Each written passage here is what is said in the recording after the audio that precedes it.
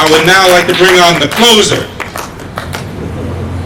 the brother who writes, is the executive editor of the Black Agenda Report,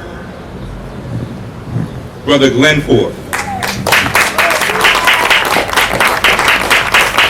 to the people. Power to the people. I didn't know I was going to speak, so I'm going to speak very briefly. I know that everybody here, just because you care enough about justice to be here, everybody here probably saw the movie Selma.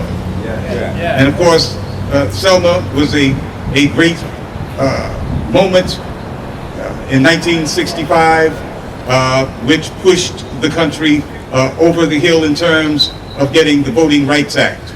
And there are many folks who think that that was all black folks needed, was to get the vote, that the movement was over and there was no need for black power, there was no need for an end to income inequality, there was no need to agitate for the kind of country that doesn't participate in wars 24/7 all year long. Some people thought that all we needed was the vote, and all we needed to do was get some congressmen and mayors and city council people elected, and maybe a president one day, and get folks into these corporations and get more generals appointed in the military, and everything would be fine, and black folks would just be regular citizens of the United States. Well, they were wrong, because the folks who we were agitating against up to 65 did not change after 65.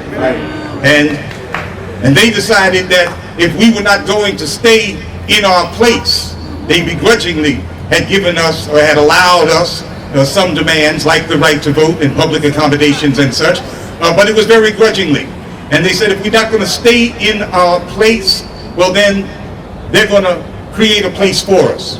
And that place was the prisons. That's right.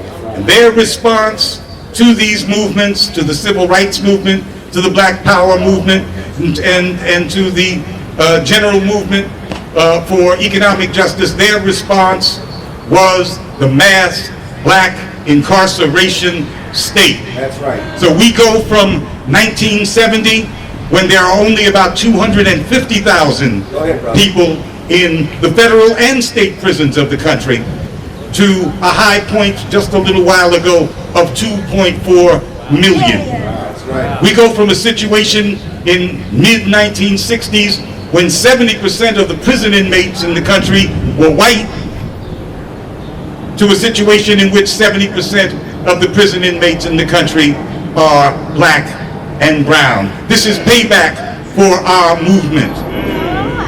And many of our elected officials and our our dignitaries, our rich folks, our folks who many of us would like to look up to and wish we could dress like, wish we had the privileges they have. Many of these folk think that we don't need a movement, as if they are oblivious to the fact that 1 out of 8 prison inmates in the world is an African American. That there are more black and brown people in American prisons than the entire prison population of China, and China has 4.5 times as many people as we have. And what does that mean?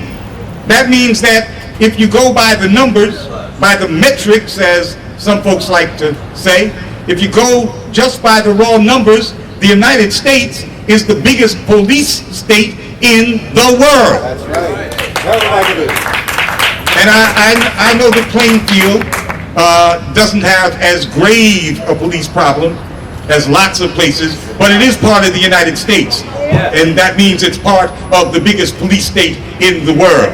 And our people are all over this country, and they're catching hell. So we need to be going to Newark, just like folks are coming from all over the country to go to Newark, in order not just to speak for conditions or to conditions in Plainfield, but to the conditions of our people all over. Power to the people. Power to the people. Thank you.